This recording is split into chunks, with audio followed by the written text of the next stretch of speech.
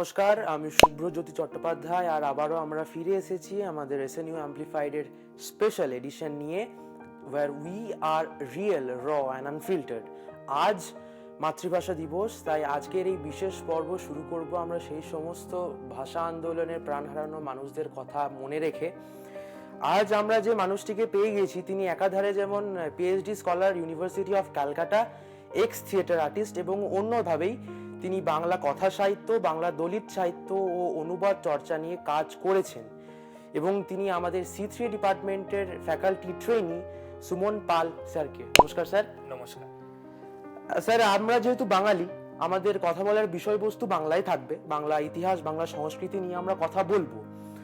কিন্তু মানে আজকের এরকম একটা দিনে, আজকে এরকম একটা বিষয় নিয়ে কথা বলার জন্য আপনি কিরকম অনুভব করছেন? সবার প্রথমে আমি একটা কবিতা দিয়ে শুরু করতে চাই, কেননা আমার মনে হয় আজকের দিনে দাঁড়িয়ে এই কবিতাটা না বললে হয়তো আমার নিজের যে কৃতজ্ঞতা জানানো সেইটা হয় না। তো মাইকেল মধুসূদন দত্ত যখন ভার্সাইতে ছিলেন ফ্রান্সে, তখন উনি একটা কবিতা লিখেছিলেন বঙ্গভাষা নামের। তো সেই কবিতাটি ছিল এই রকম যে, হে বঙ্গ ভাণ্ডারে তব বিবিধ রতন, তা সবে অবোধ আমি অবহেলা করি, পরধন লোভে মত্ত করিনু ভ্রমণ পরদেশে, ভিক্ষাবৃত্তি কুক্ষণে আচরি, কাটাইনু বহুদিন সুখ পরিহরি, অনিদ্রায় অনাহারে সপিকায় মন, মজিনু বিফল তপে অবরণ্যে বরি, কেলিনু শৈবালে ভুলি কমল কানন, স্বপ্নে তব কুললক্ষ্মী কয়ে দিলা পরে, ওরে বাছা মাতৃকোষে রতনের রাজি, এ ভিখারি দশা তবে কেন তো রাজি, যা ফিরি অজ্ঞান তুই যারে ফিরি ঘরে, পালিলাম আজ্ঞা সুখে পাইলাম কালে, মাতৃভাষা রূপে খনি পূর্ণ মণিজালে। এই কবিতাটি বলার মূল উদ্দেশ্য হলো আমরা যেন আমাদের বাংলা ভাষার প্রতি, আমাদের মাতৃভাষার প্রতি এই কোনো অবহেলা আমাদের মধ্যে যেন না আসে আমাদের মাতৃভাষার প্রতি। আজকের দিনে দাঁড়িয়ে আমরা খুব গর্বের সঙ্গে কয়েকজন বলে থাকে যে আমার ছেলের না বাংলাটা ঠিক আসে না, কিন্তু আমাদের মাথায় রাখতে হবে এই সমান এক চিন্তা কবি মধুসূদন করেছিলেন প্রায় 200 বছর আগে। কিন্তু তারপর তার অনুশোচনা হয়, সেই অনুশোচনা থেকে উনি সরস্বতী স্তুতি করেন এবং বাংলা ভাষাকে নিয়ে তার যে কৃতজ্ঞতা সেটা ব্যক্ত করেন। তো বাংলা ভাষা নিয়ে আমরা যেন কখনো এই অবহেলা বোধ আমাদের যেন না আসে। বাংলা ভাষাকে নিয়ে অবহেলা বোধ আসবে না, আশা করি সেরকম ঔদ্ধত্য আমাদের বাঙালিদের মধ্যে বাঙালিরা দেখাবে না। যদি দেখায়ও তাহলে মাইকেল মধুসূদন দত্তের মতো হাজারো উদাহরণ থাকবে ওনাদেরকে ঠিক পথে চালিত করার জন্য। এবার বাংলা ইতিহাস প্রসঙ্গে কথা বললে যে বিষয়টা আমাদের মাথায় আসে সেটা হচ্ছে চর্যাপদ। এবার চর্যাপদ কি, এর মধ্যে কি লেখা আছে এবং এর সাথে বাংলা ভাষার কি সম্পর্ক রয়েছে? চর্যাপদ মূলত একটি সংগ্রহ, অনেকগুলি কবিতার একটা সংগ্রহ। মূলত 48 জন বৌদ্ধ সহজিয়া কবি, তাদের যে কবিতা, সেই কবিতা একত্র করে যিনি আবিষ্কর্তা মহামহোপাধ্যায় হরপ্রসাদ শাস্ত্রী, উনি এই পুঁথির যে সংগ্রহটি উনি পান। এই কবিতাগুলি শুধুমাত্র আমাদের বাংলার, মানে আজকে আমরা কবিতা বলতে যা বুঝি যে গাছের তলায় আমি দাঁড়িয়ে আছি তার পিছনে তুমি, তো এই কবিতাগুলি এই রকম নয়। এই কবিতার মধ্যে অনেক কিছু মিশিয়ে রয়েছে, তখনকার বাংলা সমাজ মিশে রয়েছে, তখনকার জীবন মিশে রয়েছে, সেই বৌদ্ধ সহজিয়া তন্ত্রের যে প্রয়োগ, মানুষের জীবন চর্যাপদ কথাটা আসে চর্যা থেকে, যে মানুষ কি করে জীবনে এগোবে, কি করে জীবনে চলবে, এইগুলো ওইখানে লেখা আছে। তো এটা শুধুমাত্র কবিতা নয়, এইটাই আমার মনে হয় আপাতত। ঠিক আছে স্যার, এবার প্রসঙ্গ পরিপ্রেক্ষিতে প্রশ্ন আসতেই পারে যে বাংলা ভাষার ইতিহাসটা আমাদের কিংবা আমাদের মতো বাঙালিদের কেন জানাটা দরকার এবং কতটা জানা দরকার? এই প্রসঙ্গে বলতে গেলে আমার প্রথমে যেটা মনে হয় যে চর্যাপদের যে আবিষ্কার কাল এবং তার আবিষ্কার হওয়ার পিছনের যে কারণ সেইটা আমাদেরকে জানা উচিত। তারপরে আমরা বুঝতে পারবো যে কেন আমাদের এই চর্যাপদকে মনে রাখতে হবে। চর্যাপদ আবিষ্কার হচ্ছে 1907-এ, যখন হরপ্রসাদ শাস্ত্রী তৃতীয়বারের জন্য নেপালের রাজদরবারের গ্রন্থাগারে যান তার গবেষণা করার জন্য। এবার সেই 1907-এ আবিষ্কার হওয়া পুঁথি 1916-তে 1916-তে প্রকাশিত হয়। এবার এই সময় আমাদের বাংলায় কি হচ্ছিল এটা আমাদেরকে মাথায় রাখতে হবে। আমাদের বাংলায় 1905-এ বঙ্গভঙ্গ ঘোষণা হয়, 1911-তে বঙ্গভঙ্গ রদ হয়।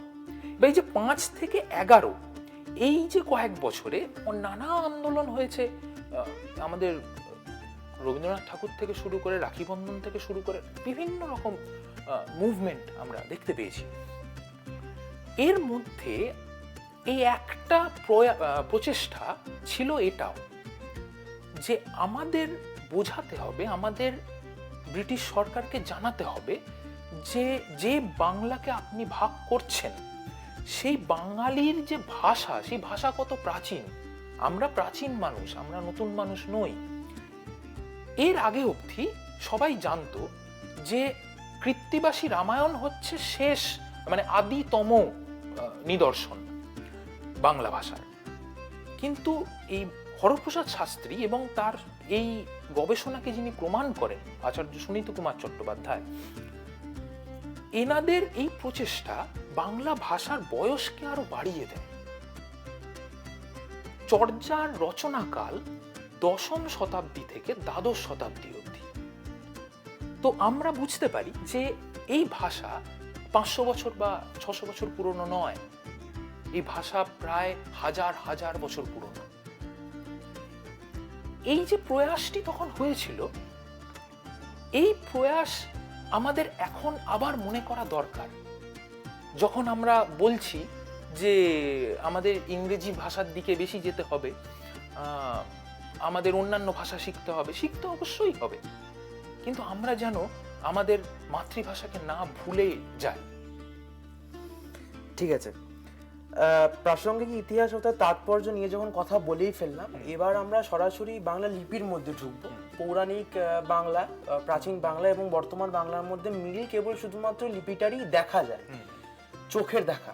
এবার তাদের অর্থ, তাদের শব্দ তো এক নয়। এবার এই বদলটা, এই পরিবর্তনটা কি জন্য এসছে এবং কিভাবে এসছে? হ্যাঁ, এই পরিবর্তন এসেছে সময়ের জন্য, কাল আমরা যেটা বলি। কিন্তু কিছু জিনিস পাল্টায় নিয়েও সেটা অন্যভাবে পাল্টেছে। একটা উদাহরণ দিই, যেমন লিকার, বাংলা স্বরবর্ণে আছে লিকার, নয়ের মতো দেখতে। এবার এই লিকার কিন্তু থেকে গেছে, যেহেতু সংস্কৃত আমাদের মাতৃভাষা, মানে মাদার ল্যাঙ্গুয়েজ বলা যায়, যেটা বাংলার আগে। তো বাংলা এই যে স্বরবর্ণ এবং ব্যঞ্জন বর্ণের যে কাঠামো, সেটাও সংস্কৃত থেকে কিছুটা ধার করা, অনেকটাই ধার করা। সেখানে লি এর উচ্চারণ ছিল, ব্যবহার ছিল, বাংলায় নেই, কিন্তু ওই অক্ষরটি রয়ে গেছে। এবার এই সমতা থাকা সত্ত্বেও আমাদের ব্যবহারটা পাল্টেছে কালের নিরিখে। এই কথাটা খুব দরকার, কালের নিরিখে। যেভাবে আজকের দিনে দাঁড়িয়ে একটি 19 বছর বা 20 বছর বা 22-25 বছরের ছেলে বা মেয়ে, তাকে যদি আমি বলি যে সম্মুখ সমরে পড়িবীর চূড়ামণি বীর বাহু চলি যাবে গেলা জমপুরে অকালে, এবং তারপরে বলি যে এর মানে বলো, সে একটু এলিয়ান ভাববে যে কি ভাষায় কথা হচ্ছে। কিন্তু আবার একদিকে দাঁড়িয়েও তাকে যদি একদম প্রাচীন ভাষাটা বলা হয়, চর্যাপদের প্রথম যে লাইন কা তরুবর পঞ্চবিডাল চঞ্চল চিয়ে পৈঠ কালো, সেটাও যদি বলা, সেটা তার কাছে আরো এলিয়ান। কিন্তু এগুলো বাংলা। আমরা আজকে বলছি যে আমার না ওইখানে একটা খুব ব্যাড ট্রিপ হয়েছিল, এটাও বাংলা। সম্মুখ সমরে পড়ি বীর ছোড়ামণিও বাংলা, আবার কাতরু বড় পঞ্চবিড়ালও বাংলা। ওটাও বাংলা। কালের নিরিখে এটা পাল্টেছে। বুঝলাম, কালের নিরিখে বাংলার পরিবর্তনটা ঘটেছে। এবার স্যার একটা ইন্টারেস্টিং ব্যাপার যেটা শুধুমাত্র বাংলার ক্ষেত্রেই দেখা যায় বিশেষত, সেটা হচ্ছে প্রতি 100 কিলোমিটার বর্গক্ষেত্রের মধ্যে বাংলার উচ্চারণ, বাংলার টান কিন্তু পাল্টে যায়। সেটা হওয়ার পিছনে কারণটা কি? হ্যাঁ, এটা আমি তোমাকে একটু সংশোধন করে দিই।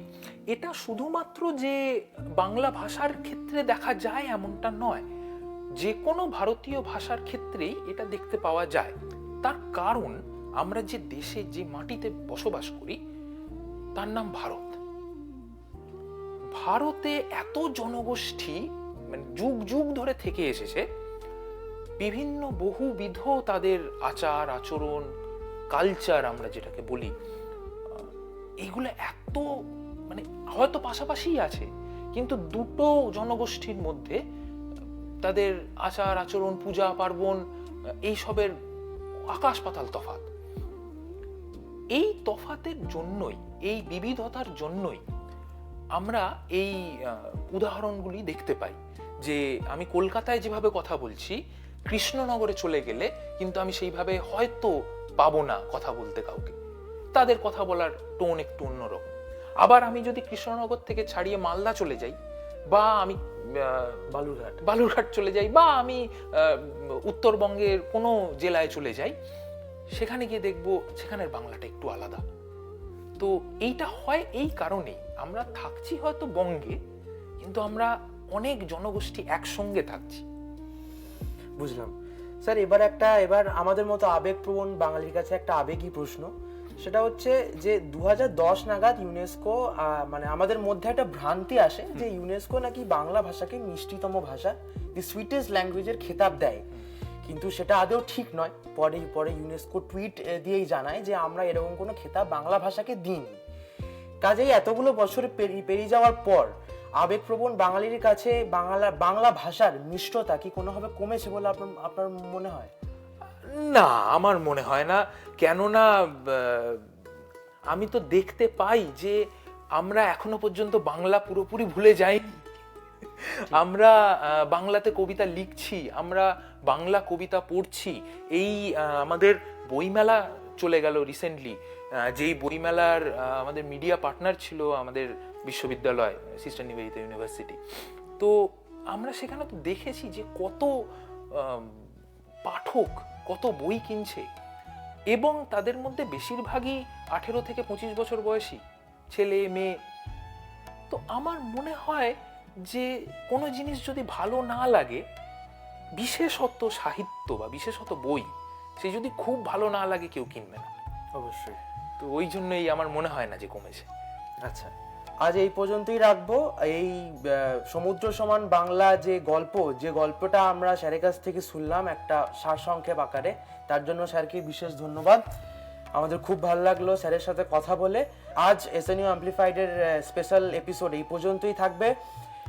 Till then like, share, subscribe. আর এসএনইউ অ্যাম্প্লিফাইড মানেই তো আপনাদের জানা আছে, it's real, raw and unfiltered. নমস্কার, আমরি বাংলা ভাষা।